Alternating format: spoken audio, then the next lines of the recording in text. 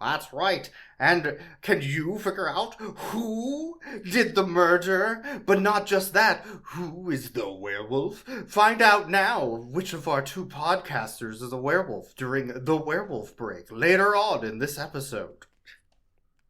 That's right, it's the one who you haven't seen. The one who's the quietest. With no possible way to tell that they were the werewolf. If they've got less clues, the more suspicious they are. Werewolves! They're coming. They're coming your way. They're here soon. The Dark Lycanthropic Podcast. Goodbye, werewolf. Fangs for the Memories. A subsidiary of Rough Cuts. It's true. Every word. When the moon is full, the beast must die. One of you is a werewolf. You must track down the werewolf. One of these 8 people is a werewolf. Can you guess which one?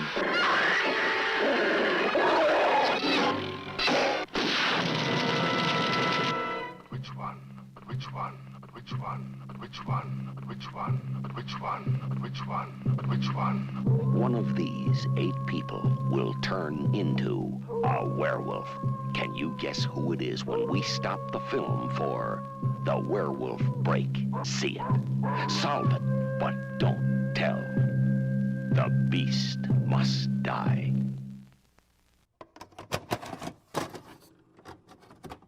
Welcome to Rough Cuts. It's our podcast about good boys and bad movies. I'm your host, Ilian. That's right. And the werewolf. I'm Boix. Wait, hold on. Fuck Huh? you. You're the one with hair on your arms. And Oh god, my hairy hands. Zoom in, enhance. Enhance. Wait, look closer at his hands. Yes. God, that scene was so good. Okay, so we watch a bad dog movie and then immediately come here to do the podcast is the way that this works. If you haven't been here before, welcome. We watched, oh god, The Beast Must Die? The Beast Must Die. A 1974 British? 74, almost 50 years. Yeah, British horror movie. And so this one is less werewolf than it is who-wolf. Nobody ever asks who-wolf or how. Everyone asks werewolf, really, but nobody asks who-wolf or how-wolf. Exactly. Yeah, this movie asks how-wolf. It kind of does, actually, yeah. Wait, how is this guy a werewolf? The hand thing, though, there is a character who I delightfully called Pervert. I loved that man. I loved Pervert. The British Pervert is such a good character. Pervert was great, but he's going through the house and they're like, oh, is he the werewolf? And he goes to open up a door and they're like watching him on cameras and they're like, wait, enhance, his hand is hairy. A great many men have hairs on their chest. And also on the back of their hands. Wait, but was it always hair? I don't know. I never really looked at his hands, which I thought was amazing. I don't look at his hands. That one was so good. Oh, man. And then... Is that important? Yeah. And then what was so good is that he does the weirdest things because he's pervert. So then he's, stroking the hair on the back of his hand on camera. And he goes into his room. Just constantly? Yeah, and then he goes into the room. Like, oh, maybe I should shave my hand. No. Yeah, exactly. No, I'll leave. Yeah, he grabs a razor and he's like, wait, should I shave my hand? Nah. And you're like, wait, a lot of guys have the backs of their hands are a little hairy. I mean, I don't, Mine aren't, but werewolves do. Mine are. Just saying.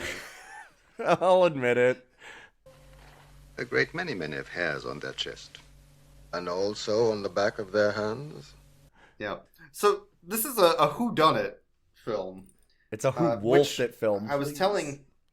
Who wolfed it? I was telling Ilion the reason I had come across this is after we watched Howling 5, I believe, which was the one with Bengineering as our guest, where we were in a castle and there was a whodunit murder mystery. I'm sure that it was Howling 5. We discussed this. We're like, was that 4? We don't remember which Howling It's is which. one of the, it's a Howling. It's in there. No, 4 was the remake of Howling 1, so it has to be. It has to be 5. The other thing, too, that makes it hard is that, like, a bunch of the later Howling movies use clips of all of the other Howling movies, and especially from the castle one, because that was the one that actually had a good set, because it had a castle.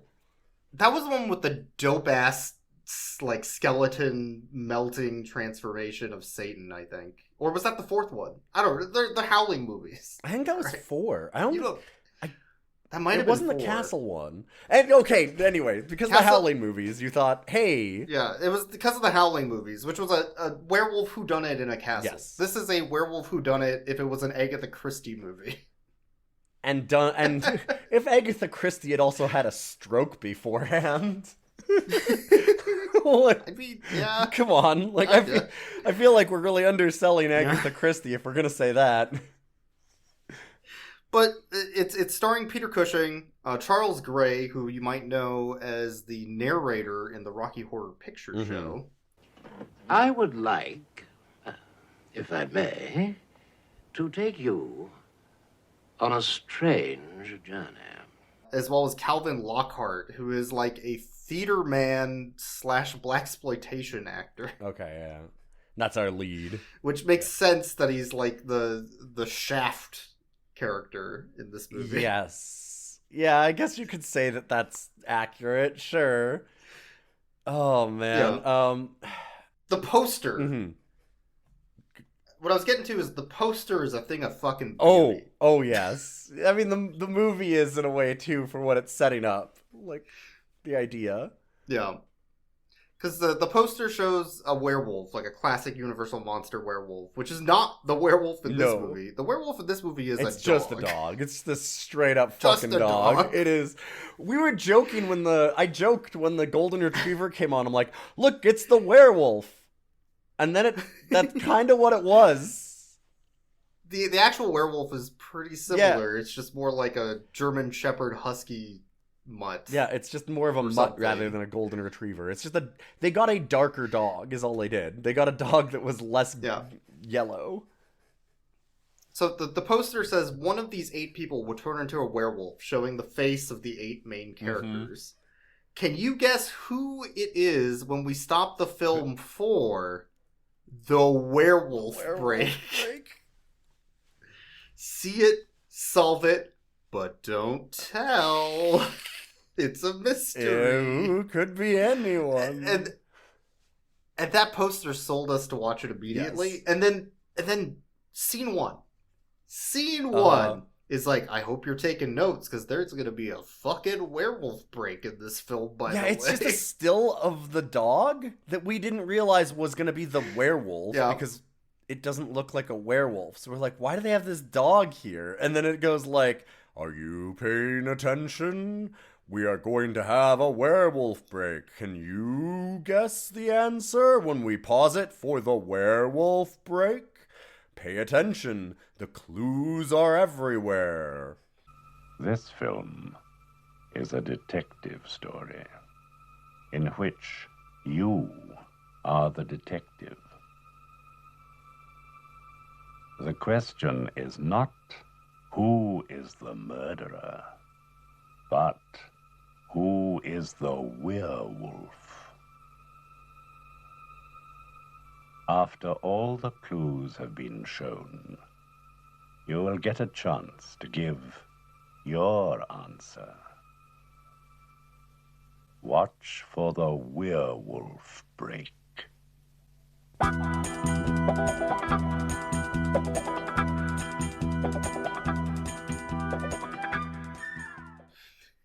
The clues were nowhere. Can you imagine if, like, Pulp Fiction opened up with, I hope you're taking notes? Yes. There's a fucking quiz at the end of this movie. I hope you're taking notes. We will be going through different times. This movie is not chronological. Like they stopped Pulp Fiction? Now, who do you think was the gimp? It's very much like Pulp Fiction, All the clues were there. It really is like Pulp Fiction, too, when you think about it, because you even have the pervert, Mr. Foot. Tarantino. Mr. Foot, who's really into feet. It's really surprising they got him to come in 1974, but I don't know how they got Tarantino so early in his career, but yeah. Wow, it's amazing. The pervert's name What a was Mr. film. Foot, which a little on the nose there, guys. God. Mr. Foot. So the film is like a standard. Everybody's in a mansion, stuff is happening, mystery, solve it, I guess. And there's murders. But the setup itself is very basic. It's like those at-home murder mystery party in a box that you can get, which were really popular in the 70s. I know, because my parents love them still. This is a very polite way of saying that it's very stupid. But please go ahead, yes. It's very stupid. Very, very stupid. But the way the movie opens up is really weird with no context. And it's just a guy running in the woods with like army dudes running after him as another guy is telling his location to each of them one by one for like 15 minutes of running in the woods. Yes. And one of the best parts of that is that the guy finally kind of gets away because they've got a helicopter chasing him and everything. And yep. He's like all in black. He's dressed up in, I don't know, gear to try and hide in the woods. And then he like drops down onto the ground and hides, and he's like, nobody's found me. And then the radio guy goes, he's 10 paces in front of you. I have his heartbeat. And then it's like, what? How does he have his heartbeat? How do you have his heartbeat? And then like, yeah, what? The guy's laying on the ground, and he kind of like looks like 1 inch to his left, and there was a gigantic microphone on a stand, like an inch from his There's just face. like a fucking blue Yeti in the ground. No, yeah, like it's that huge. And like again, like it is mic. literally an inch away from him. It's like you didn't notice, you didn't see that. Like it just zooms out slightly. And the whole time he's looking up in the trees, and there's giant, obvious cameras in every tree. Yup. None of them are camouflaged or disguised in any way. It's just big electronics everywhere. Yup. Oh, that's real good. But the no context thing is weird, because like there's a military guy that runs up to him with a rifle. He's like, bang, you're dead. Not until you pull the trigger, bub. Yes. Bam. Okay, I did it.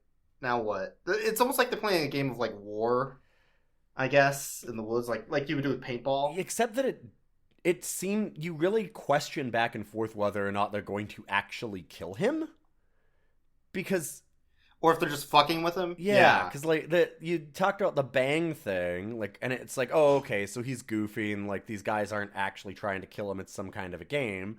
But then he runs out into the open, and there's all these guests just sitting at tables, and he basically runs to in front of them, and then all the army guys come out of the woods where they'd been chasing him. So they've basically got a firing squad with him there, and then all these guests behind him, and they all raise their rifles, and the guy on the radio goes, "Now kill." And you're like, wait, we are gonna kill him. Wait, what? And then they fire, and it's like, aha, blanks. It just cuts ahead to him to the dude that was being chased, now behind the radio man, and him going like, see, they were blanks. We decided to make it more realistic for you, sir. And you're like, what? And those guests don't show up again. Why? Like, because I think they were different guests than the guests that we see later. Those are not the guests for the murder mystery. Those are just random people. I thought he wandered into a random different mansion. I think he did. Like, that's what's weird. Like his neighbors, like this fucking guy, just constantly pulling this shit. Do you know how bad? Yeah. Like I don't usually claim, HOAs are good, but I think they need an HOA for this guy. Yeah, all of them are just sitting there like sipping tea, and they're like, oh fuck, Tom's got all these army guys shooting rifles at him again. Every Thursday. Like clockwork. Like, fucking hell. Yeah, so he paid this guy to set up a state-of-the-art 1970s surveillance system with large mics and obvious cameras everywhere. And a, like, Tiger Electronics, like, LED board to show where things are. So if anybody goes onto his property, he can see where and also track movement. It feels a little like James Bond villain. Kinda, yeah. Well, he's a hunter, and he's hunting the most dangerous game, which is literally anything he can shoot. Yes. He will shoot anything. His wife goes, if there's something that exists, he's shot it. Tom's stinking rich, of course, but then we all know that. And he hunts. Anything. If it exists, Tom Newcliffe shot it. Which implies he's killed humans.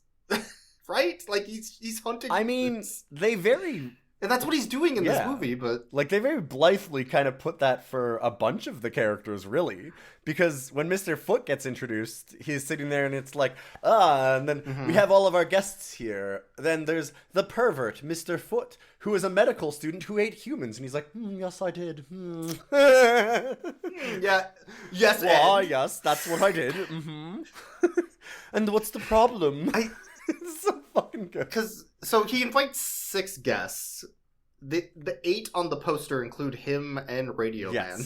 Also, when you say he invites 6 guests, they're already there. Like the next scene is they just appear. Yeah, it just when he's behind the guy, he's like, "Oh, are our guests ready?" And it just shows like them on the camera, and then he walks into them. So it's like they're already there. They've already been invited, and they've already accepted, and we have no idea. The reason why I say that it just jumps to that is because this is the part of the setup that's incredibly dumb. Because why did any of these people accept this invite? They don't even know who this fucker is. They have no idea what they're doing here. This guy just goes, I have no idea. Hey, come to my mansion. And they go, I don't have anything better to do. It is a Thursday. It was the 70s, and like Starsky and Hutch was already over for the season. Like, what are they gonna do? Like I said, like it's a Thursday night. Like, I'll be back by Friday. Yeah, they're gonna watch Mork and I can Mindy? go to the discotheque on Friday, so Thursdays. I'm running out of things I know about 70s shows. All right, I'm sorry. What am I supposed to say? Cheers? I don't fucking know anything. Was Cheers on in the 70s? I don't know. Was it? I think. I had no idea. Gonna go watch some MASH. Anyways, they introduced the 6 guests. There's Mr. Foot, the pervert, who's a pervert. That's what he does. Listen, he's just a down-home pervert. You leave him alone. There's Marsha from the Brady Bunch, whose main characteristic is that she has long hair and is from the 70s. Yes. Yep. Yeah, she is extremely... I guess. As with a lot of these movies, especially from the 70s and that are like B-movies like this, she is woman. Woman, yep. There is Peter Cushing. Yep. Who is Peter Cushing? His friend Rocky Horror, who's there to play chess. Uh-huh. That's the one thing he does in the whole movie is play chess. There's Mustache. There's Stash, who has a love affair with Marsha, I guess, or maybe they're just lovebirds. It's not clear. They do not set up any of these characters at all. The reason why we're calling them by these names too, I remember Mr. Foot. I cannot tell you the name of any other characters. Like, I can tell you... Look, I haven't met a Foot I haven't remembered. Oh, God. No, not that way. No, I mean, no, that way. Listen, we've seen enough dog movies. We all know about the weird perversions that all the directors put in their stuff. But their names are said. Yeah, oh yeah. They're just not very well-developed characters to remember. Exactly, their names. yeah. Like, that's what and their names are said once or twice. Yeah. There's a cast of 8, and they focus very, very little on most of them besides the main character, Tom, the hunter. And basically, like, nobody's name gets said outside of that first scene very often. Like, there's probably 3 mentions of a person's name throughout the entire movie. And then on top of that, like you said, like, there's almost no character development of these characters. The character development is here where... Like, it just really jumps from guy being chased in the woods. Oh, we have our guests here. Him now standing at the guests. This is in, like, 30 seconds of transitions. And then he's confronting And then he just starts introducing all of them with all of their deepest, darkest secrets. He's like, oh, this is the medical student who ate human flesh. And Mr. Foot's like, yes, guilty as charged. Oh, that's all I do on my days off. Oh, yes, I do enjoy a good human. The last guest, by the way, is his wife, which isn't really a guest. Yeah. Caroline is her name. I remember that. They have like a quick intro of like 10 seconds of every character, and there's no real setup. All of them were brought here, though, because he's heard stories of them eating human flesh or preferring to eat raw meat. Yeah. Which, like, maybe they just like a good tartare. I like a good blue rare steak. I'm a blue rare steak guy. I'm there. I've heard you love a good sashimi. Great. Ooh, a werewolf. Yeah. Oh. Like, okay. And therefore, that means one of you must be a werewolf. Before the night's over, I'll know exactly which one it is. You're a werewolf, But all of them had a story about eating a human, or one of them is a painter, who I think was Rocky Horror. But he was in a cabin where somebody went missing, and he made a painting of the dead man getting attacked by a demon, right? So that was his reason for bringing that guy into the house to be tested for werewolf. Because he did a spooky drawing. Yes, he drew a scary painting. Oh. This is so dumb. Like, okay, God, man. this setup is so dumb. Like, it's so dumb.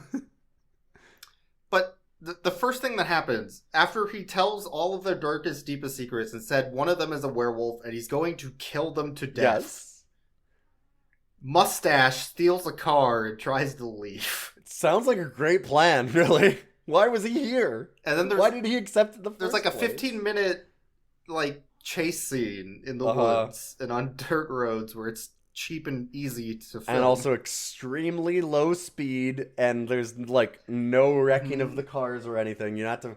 We don't have the money to wreck any of these vehicles. Are you kidding? It's really funny because after that like 10 to 15 minute chase, he just like casually slows down to a stop in front of the other car that Tom, our main character, was driving. Yeah, the guy cuts him off. Gets out and then dejectedly goes, "Oh, you got me. Oh, dang." Well, and also they're in a big wide open field with a dirt track through it, and Tom puts his car in front of the other guy, and he just goes, "Oh, well, can't go off this dirt road and just around him.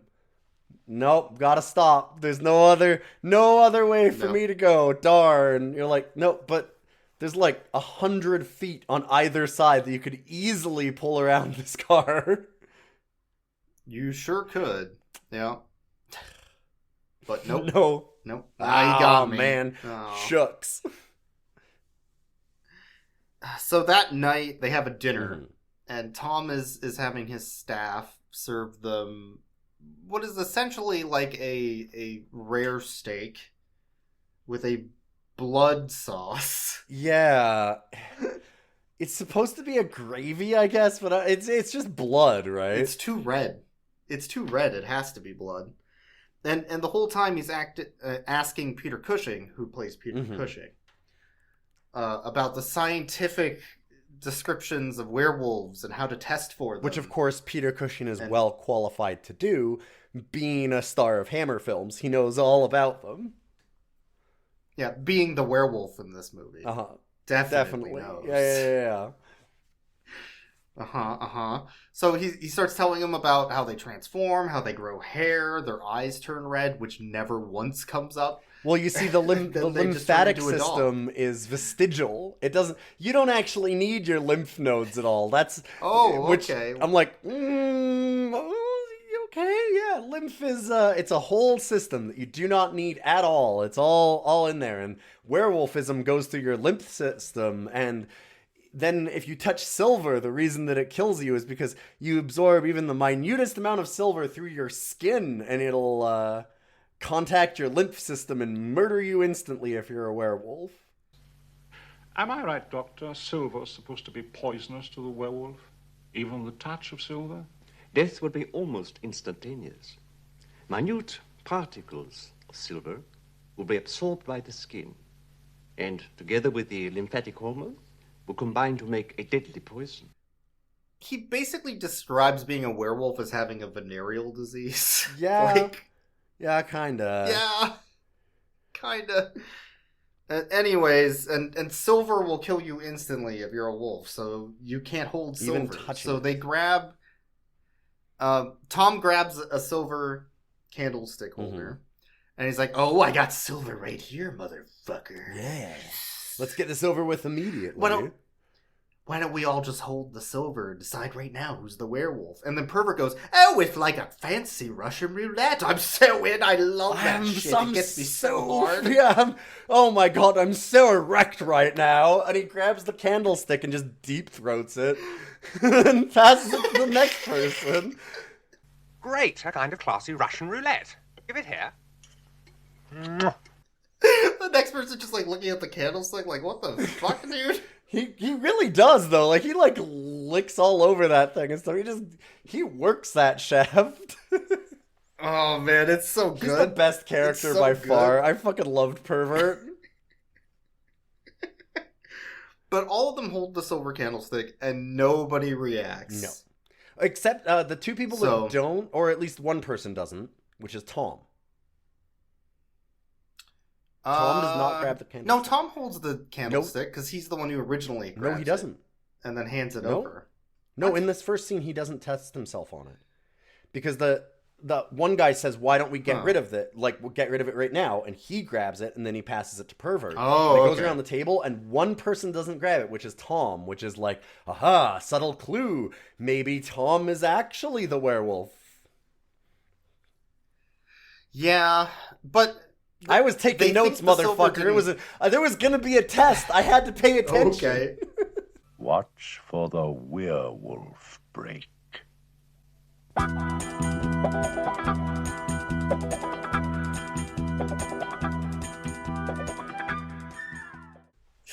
They think the silver didn't work because they also need pollen from wolfsbane to help speed up the transformation process, which would then, I guess, in theory, make it more likely if you were holding silver while under the effect of wolfsbane to react to it. But wolfsbane only blooms in autumn, and it's not in this part of the world. And it doesn't happen, and it doesn't, bloom in Britain. But he has a green then it like full of smash cuts wolfbane. immediately to the Tom like turning around a potted plant in his greenhouse that has a big sign on it that's blinking that says wolfsbane. This movie's so dumb. But he takes the wolfbane plant after getting attacked by an axe and then looking for the attacker, which we never find. Because it's too fucking dark. That's another thing to point out about this movie. It's too fucking dark. I mean, you barely see anything happen. I will say it's probably that this isn't the best transfer of this movie. And sure, the 120p VHS transfer, maybe not the best. I agree. It's also a movie from the 70s, so and like very low budget. So the fuzziness of the film does not help its whodunit. But none of those scenes where if we could have seen anything would have changed anything about the scene. God, no, as it turns out. I thought that it might, but no. Yeah. No. But he comes back into the dining room with the wolfbane. He's like, oh, the wolfbane that doesn't grow here that I have right here in my hand? Dun, dun, dun. Just a minute. It's full of pollen and you have allergies, you motherfuckers. And they're like, dude, what are you doing? All over God, the fucking room. My hay fever is gonna go fucking nuts. Asshole. The amount of pollen, it's like a fucking cloud of pollen. Like, even if you weren't a werewolf, that shit I would be hacking and unable to breathe. Man, what an asshole.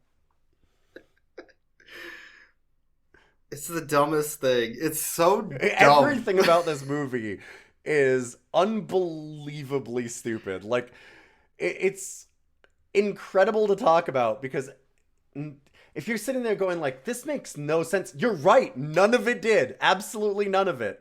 This is yet another movie where we're probably adding extra context to it that makes it make more sense than when we watched it. I mean, at its core, it's just a rich guy fucking with a bunch of people. Yeah, like it's and like blowing pollen in their face. It's not right? confusing. It's just dumb. Like, yes. Yeah, there's nothing like tricksy about it or clever. It's very stupid. Everything about it is stupid.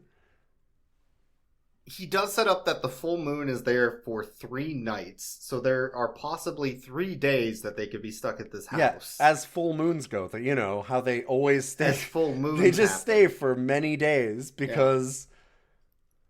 Yeah. Anyway, so why not? Yep.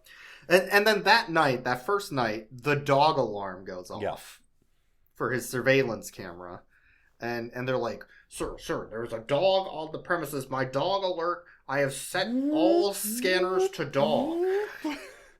Dog. Good boy in perimeter. Good boy in perimeter. Oh my god. Whoop. New clip. Activity on the estate. Wolf alert. Target heading past the Spinny towards the river. Visual contact? Not yet. And as somebody who does the same thing in Tears of the Kingdom and Breath of the Wild, I get it. Yeah. Sometimes you need to know where the closest dog is, so you set up the dog radar. Absolutely. I get it. It's always important. If I was rich, I would set up a dog radar immediately. I could pet that dog. Where is it? It's 200 meters that way. I'm in. I need some scout to tell me exactly where the closest dog is at all times so that I may give it pets.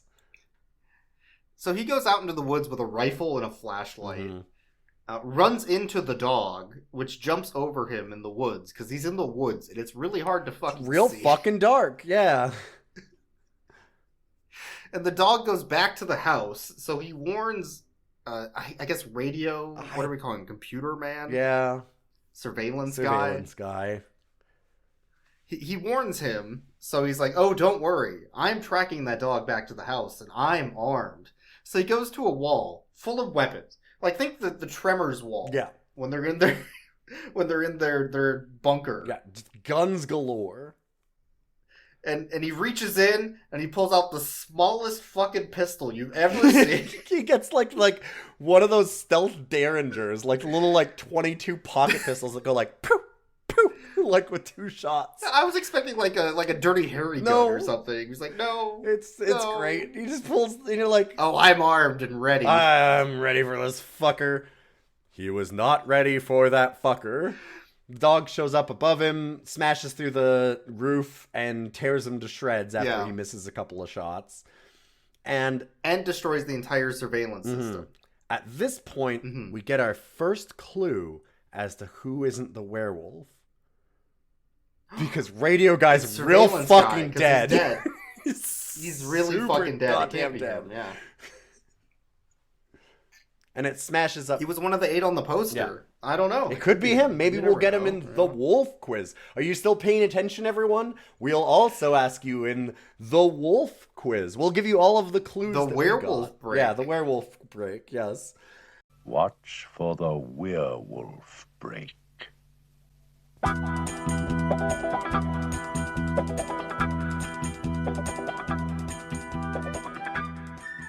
The guy Tom comes back to the house, sees that the Radio Guy is dead, and he's runs through the front entrance then after that with his big rifle and everything, and he's going around corners, clearing rooms, and he goes around one corner and all the guests are there, and they're like, is something wrong? And he goes, no, just walking through the house, but it's not played for humor.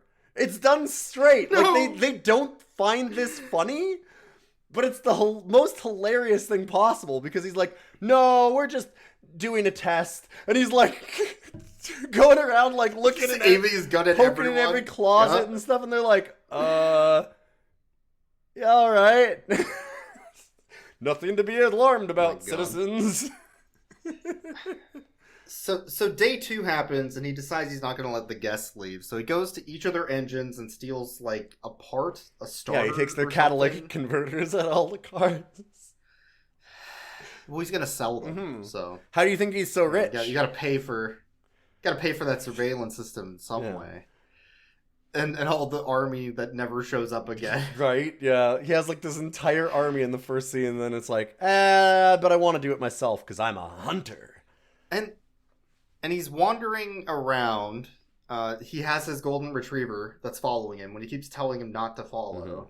And then he ties him up, which is irrelevant, except that the dog, like, warns him about somebody shooting an arrow at him, which turns out to be Mr. Foot, who's just fucking with him. Who's just a pervert. Because he's just a pervert. He's just a pervert. He shoots it, like, an inch from his face, and then he goes, ha ha ha, missed, and, like, takes a big drink from a bottle of wine and throws it over the side of the, like, bridge that he's on. And Tom's like, what the fuck are you doing? I'm hunting the hunter. I'm a pervert.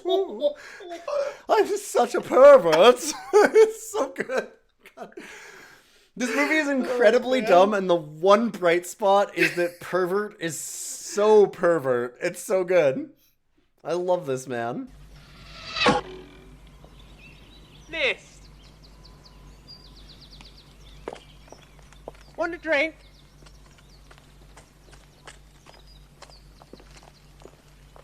Why aren't you with the others? Been tracking you. Hunting the hunter.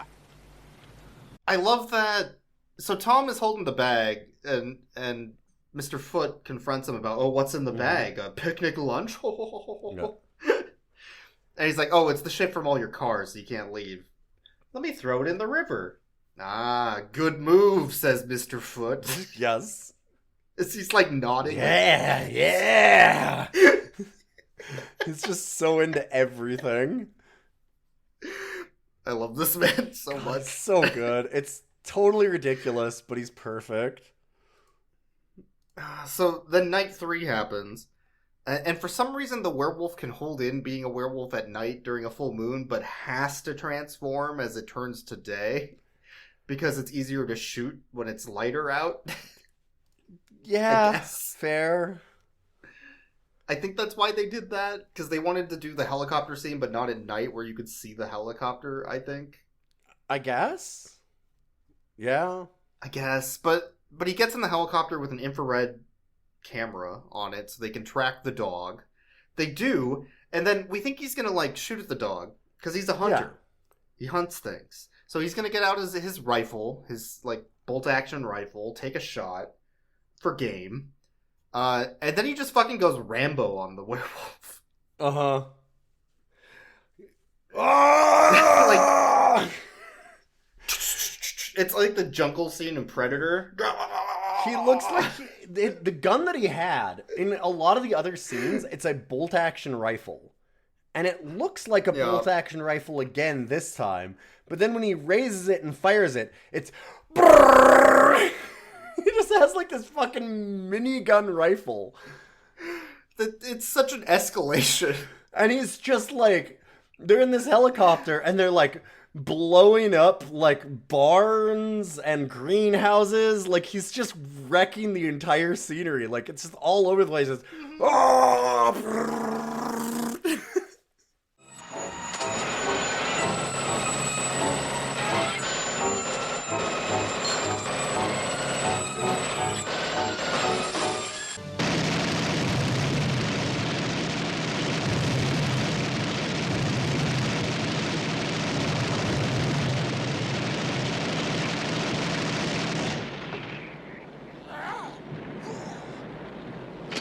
And then the werewolf runs into the barn, so he has the pilot land the chopper, gets out, and just blasts the whole barn from the outside in a line. Yes.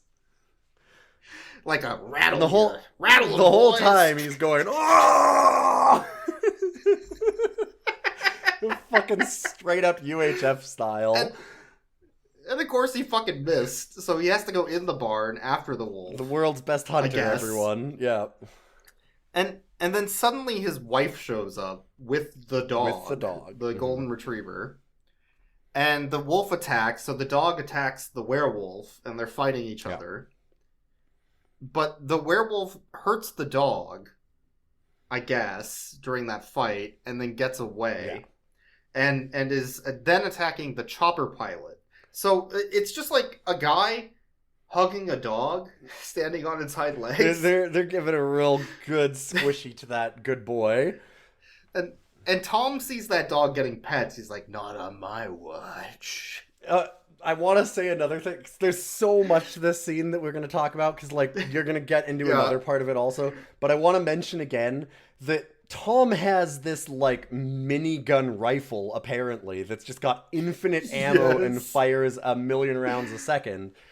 Well, he has a headband on. And once again, the other side character has the tiniest pistol known to man.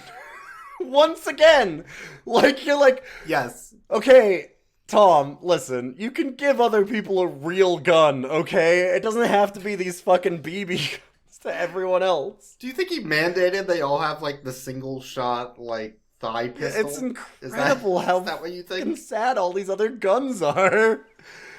So then he's hugging the dog and they're having a nice ballet moment as they're spinning around in a circle. Mm-hmm. And Tom comes out of the barn. Here's the other wild thing. Do you want to take the rest of this? Because it's so fun. You can describe it. It's good. Because I loved this whole thing. The tiny pistol. And then Tom runs out and sees them having this tender moment. And he goes, fuck that shit. And just immediately unloads on the dude. Who, like, at this point, the guy has his back to Tom. So the dog is like 90% blocked, at least. Even with VATS, you wouldn't be able to hit No. There's no way. And he just goes like, fuck it. Brrr. Misses every single shot. And the helicopter that is behind them, fully covered, like there's almost no way, blows up.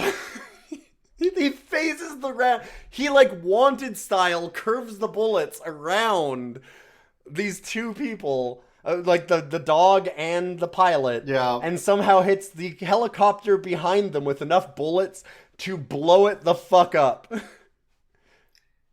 And then he keeps firing at the pilot. Correct. Just to make sure he's dead. He must have hit him at some point. Think. Like... But the werewolf just, like, runs off after getting a hug. And he runs up to the chopper. He's like, damn, that werewolf slashed his throat. And also all these bullets all over his back. But it must throat. Yeah. Oh, dang, the werewolf got him. There couldn't be the 30 bullets through his body. It's not me. Not me. I didn't do it. It definitely wasn't me. Yeah. But he goes back in the barn, and their dog, their golden retriever, is dying, which sucks. And now suddenly Marsha's there? I was going to say, another... Why? Hey, another clue for the werewolf break. How the fuck did Marsha get here? Because Marsha's there, the wife's there, and their dog is dying. Yes. But they showed earlier that the wife got cut at the dinner party. By throwing a glass on the ground, like, what is a man? A miserable... Yeah. Fuck! They all get really mad at being held against their will, essentially, and so there's a large argument that night. We glossed over that because it's not important. Yeah, it's pointless. The only point to that scene is that she cut herself. Yes. That's it. But... And then they're like, well, we have to kill the dog because it's hurting. So... Tom kills their dog. Yep. Which sucks. Yep. And also Peter Cushing's there. Yeah, and then Peter Cushing just shows up also and is like, gotta kill that dog. Anyway. I guess. And you know who we haven't seen on screen in a while? That's right, Rocky Horror. Nor Mustache Man. Or Mustache Guy. So they go back to the house. They're like, where's Rocky Horror? Everyone else is here, even Mustache Guy. Also, I just want to say, I think there was also... who was the Rocky Horror narrator? What was the actor's name? Charles Gray. Yeah, okay, that's what Charles Gray. There's also Jan, who I think is the guy with the mustache in the end. I think. That's Michael Gambon. I didn't realize that. Also known as Dumbledore. Sir Michael Gambon. you know, who started his acting see. career with Laurence Olivier. There's some real actors in this. There's a hell of a cast in this movie. Yeah. Which is totally wasted, because all of their characters are useless and have no point to them, and no setup, except for Pervert, who rules. Yeah, Pervert's the best character. But they go to Rocky Horror's room, Tom does, and he's dead. He died off screen, I guess. Or did he? We'll find out during the Werewolf Break. He could still be a werewolf. It has him on the He could still be alive. But when did they... Was it after the werewolf left the barn? When did this happen? I don't... Who knows? No timing no idea. to this, when it could have happened. Yeah. It makes no sense. But they do the final confrontation of, like, this is our last night together. Tonight, the beast must die. And I warn you both. Tonight, the beast must die. And will. Title drop. Dun dun dun. This is definitely a movie where they didn't get any further than the hook and just... Yeah. They were like, okay, what if we did it where you actually had to guess in the movie who the werewolf is? And they're like, okay, but what's the point of the movie? And they're like, who the werewolf is? It's kind of like Werewolves Within when they have the lady constantly popping up from the bottom of the screen. You're like, oh, that's the werewolf. It has to be. But that's also done like, that one is done in a smart way because it's a parody of this shit and it's a good one. It's a parody of this, yeah, it is. But right after he drops the title. Yes.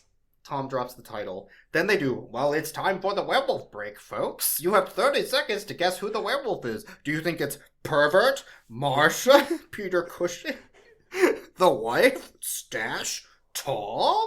Make your decision. And we're not kidding. Make your decision. We're not joking. Tick, tick, yeah, tick, like tick, they tick. have like a graphic of a clock on screen. Like they have the whole thing. It goes all the way with it. This is the Werewolf Break. Have you guessed who the werewolf is? Is it Paul Foot? Jan? Davina? Dr. Lundgren? Caroline? You have 30 seconds to give your answer.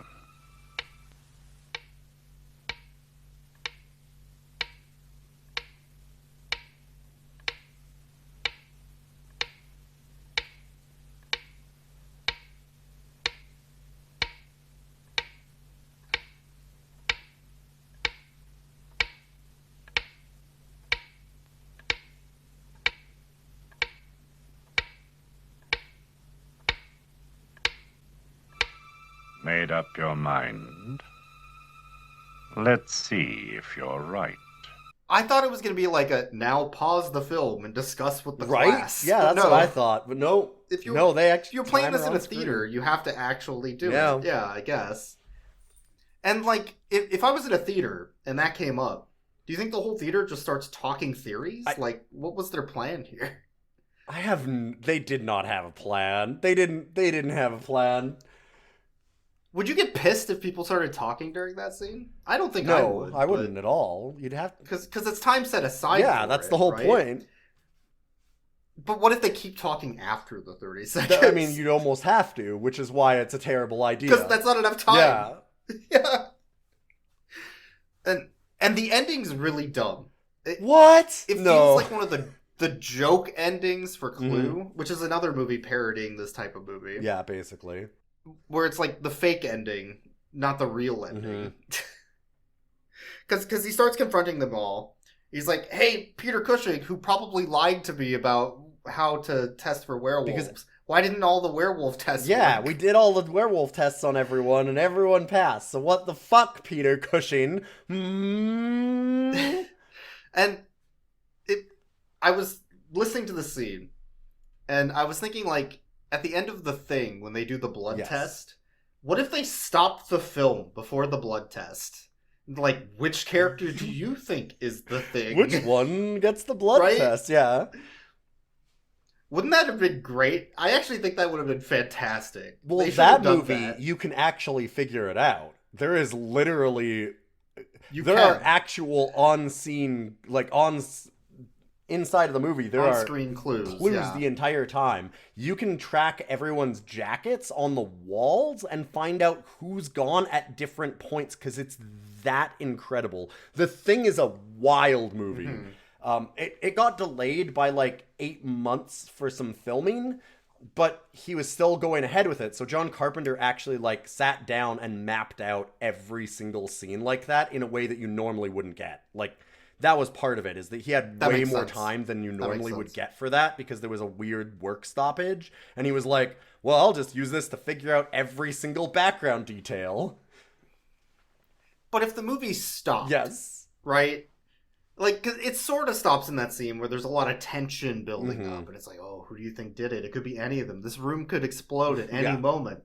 Whereas this movie's just like, well, now, who do you think did it? Oh yeah, there's no tension. It's just it kills all tension. Oh yeah, and I mean, the other thing too is it's not like everybody's tied up or there's any real. It doesn't feel like there are any real stakes. No.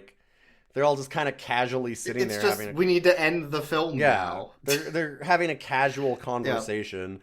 And so, yeah, he goes to, Pervert Man also and goes, because he goes to him first, and he goes, well... Because Pervert tried to escape. Yeah, because, just before this, they show Pervert running through the woods trying to get over, an electric fence and stuff, and he gets captured and brought back, and then they have the final confrontation. And he goes, why were you trying to escape? It must be because you're the werewolf. And he goes, man, I'm just a simple pervert, and I'm real scared. I'm just a down-home pervert. I ain't hard at all anymore.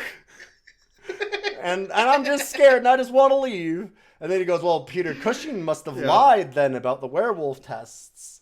So then Peter Cushing goes, well, actually, here's some extra bullshit. Maybe they were wearing invisible gloves. Maybe they put a coating on their hands that would make it so they wouldn't react to the silver. How would they have known that there was going to be a silver test? Where did they get this paraffin wax or whatever they're wearing on their hand? How did nobody else see it? I don't know.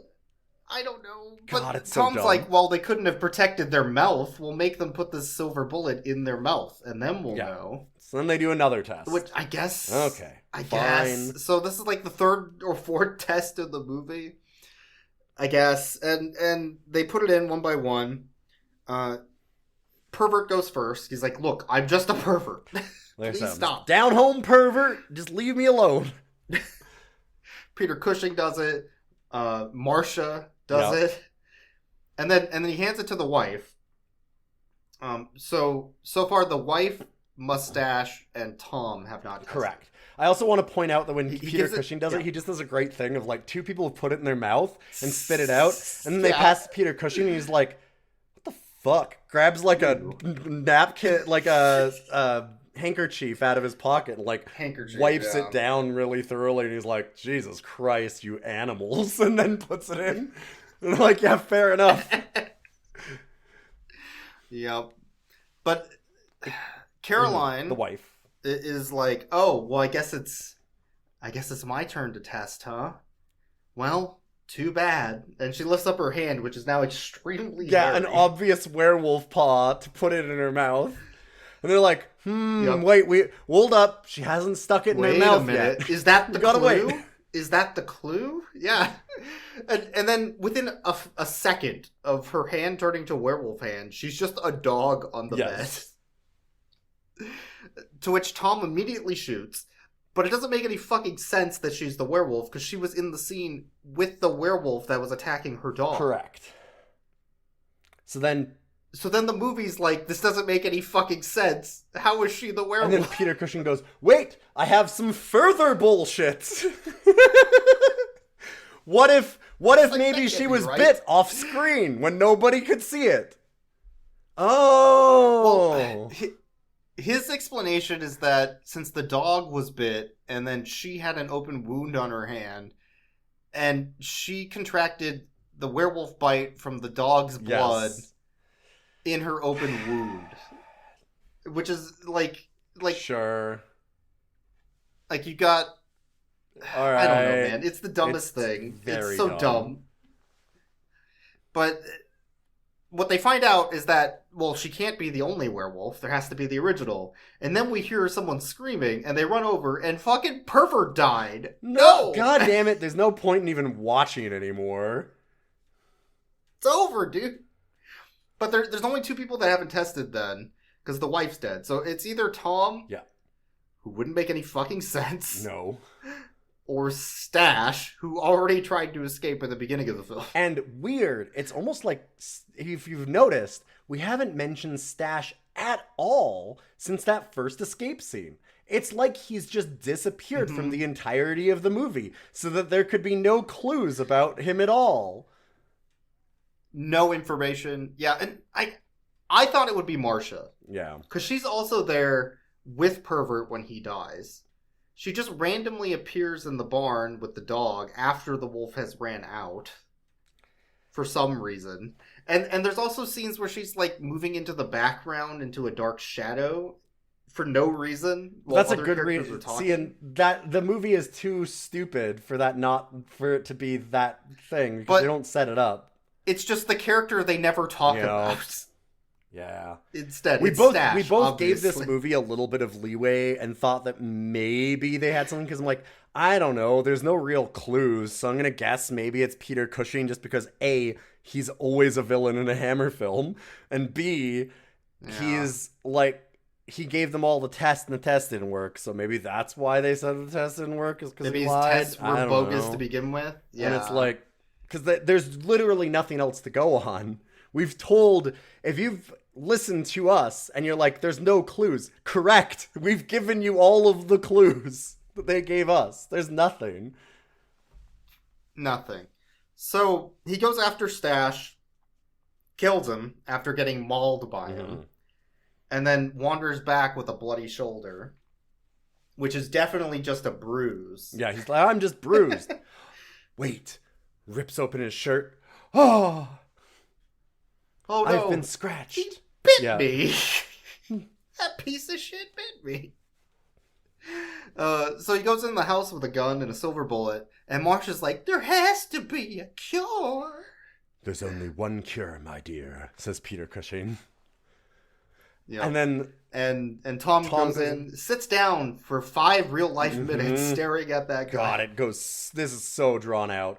Shoots himself in the head, and it cuts back to Peter Cushing, and he goes, yes, 5 drops of lemonade, and it would be cured. The only cure. But, oh, shit. I should have said that, huh? The hard cut of gunshot to funky pervert music. Yes. Yeah, that too. Is real quick. It's real quick to the credits.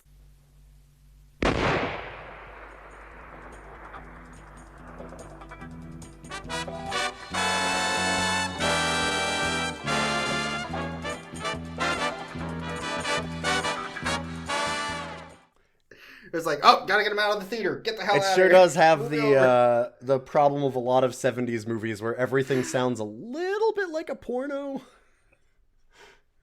Yeah, and Pervert wasn't even involved in any of those scenes. That's the problem. That's The Beast Must Die, I guess. A star-filled film from 1974. This sucked. I'm gonna say it now. This movie sucked. This was bad. I kind of like it. I wanted to like it, but the problem is that they don't lean into any of the camp, really. And they don't really lean into any of the camp. And the whodunit is fucking bullshit. There's just nothing. The whodunit's really poorly written, but the concept of the film made us constantly question each other about who did do it while we were watching it. So it succeeded in some ways, but the explanation was dumb. Yeah. That's the problem. Yeah, I was going to say, the thing is that a movie like this, because the hook is the entire thing. Who's the werewolf? Yes. You need to guess. You need to figure it out. That means that you have one job. There's only one thing that you have to do in this film, and that is to make a mystery that is solvable by your audience, but not immediately obvious. And they don't because by the end, do that at all. Yeah. By the end, if I guess who the werewolf is, I should feel accomplished. Yes. Right? And it's revealed to, like, I'm correct, and this is why. Or and if you're instead wrong, just, then you can be like, oh, that's why. That makes sense. But you don't. don't. But instead it's just, it was this person. Yeah. That's it. That's the explanation. The poster also lies in a way, because it's like, which of these 8 characters? Well... 6. Which of these 6 characters? Really? Well, and I thought that they would show they don't those... even put the 2 that died. I thought they'd show the 2 that died, and maybe be like, ooh, they faked their deaths somehow or something. No. They're just dead. They could have done that. They could have at least put that in as like, what about these 2 who were mysteriously dead? Are they actually dead? Like, they could have done something like anything. Yeah. But they didn't. And it's a little too straightforward while also not having enough information. Correct. Yeah, it doesn't give you issue, any clues as to the actual werewolf, and if it did, you can tell that it's not clever enough for there to be a real twist. Yeah. But I think it's time for us to rate those dogs. Correct. There were technically 3 dogs. There are. Yeah, there's Golden Retriever, who's a good boy, and loves protecting its master, loves pets, and warning you about perverts with bows and arrows. Which, honestly, dick move. You should have just leave the pervert alone. He's just a down-home pervert. You should just let him have some fun. I think this is a very standard dog. So, like, a pretty standard, average 11 out of 10 dog. Yeah. I have no qualms with this dog. But also did not show up enough for me to be like, that's a great dog, you know? I put this dog on a bullet list. Specifically, it got a bullet because of, you know... There's Caroline, the wife, who is only a dog technically for like 10 seconds of this film. Yeah. I don't really feel comfortable with calling his wife a dog. No. But she literally turns into a dog. She was so, I'm just joking. She was so, the thing is that she had like the most believable reaction to all of this bullshit, which was just constantly being like, this is Tom, bullshit. What the fuck are you doing? I'm your wife, and why are you holding these guests hostage? This is unbelievably stupid. I want a divorce. Yeah, I would rate that dog though like a convenient plot twist out of 10. Correct. That's the right rating. And then of course Stash, who is our original dog. Our number 1 dog. I don't really understand Stash's motivations. At all. Or why he's just killing people sometimes. Like, they mention that he loves eating human flesh because he's a werewolf, but he doesn't eat anybody. Kind of just kills them. Wasn't he the painter too? So he didn't eat anybody beforehand? Was he the painter? He might have been. Him and Rocky Horror might have been the painters. Because there were 2 painters. Yeah. One painted pervert shit, and the other's like, I like landscapes. God. Like, oh, okay, yeah. I don't understand this dog. It's not a very good werewolf. Kind of looks like a fluffy, giant, husky. I'm going to give not appearing in this film out of 10 because he's really in like 3 scenes until they go, wait, he was the werewolf. Yeah. I would say that teacher should get fired for this pop quiz out of 10. Yeah, correct. Fair enough. I think that's where I'm at on that dog. So that's it. We have 2 more good boys actually that you forgot. See, because Tom becomes a good. Did I? Tom becomes good boy right at the very end. Oh, at the end, yeah. And then of course there's the good boy pervert, stroking hand hair. Pervert, Mr.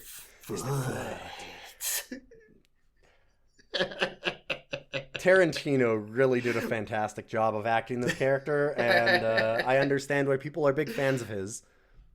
But yeah, that's The Beast Must Die. I guess. It's spooky season, which is why we're doing so many spooky movies. I think we have one more lined up for this month. So At least thank one you, more, everybody, for listening and supporting the podcast. You can support us at Patreon for Rough Cuts Cast. We also There'll be a quiz as to where all of our social medias are. You can guess it at this break. Can you tell what social media sites we might be on? That's right, Blue Sky co-host. Correct. I think that's it now. Yeah, is it? Yeah. Yeah, I think that's it. You can also email us at roughcutscast@gmail.com. And you can also give us $200 right now. If you want, just do it. Just do it. Anyways. You won't, coward. I hope you were paying attention during this podcast, because we left many clues about which of the two podcasters is the werewolf. Right now is the Werewolf Break. You have 1 second to decide who is the werewolf. Made up your mind? Let's see if you're right.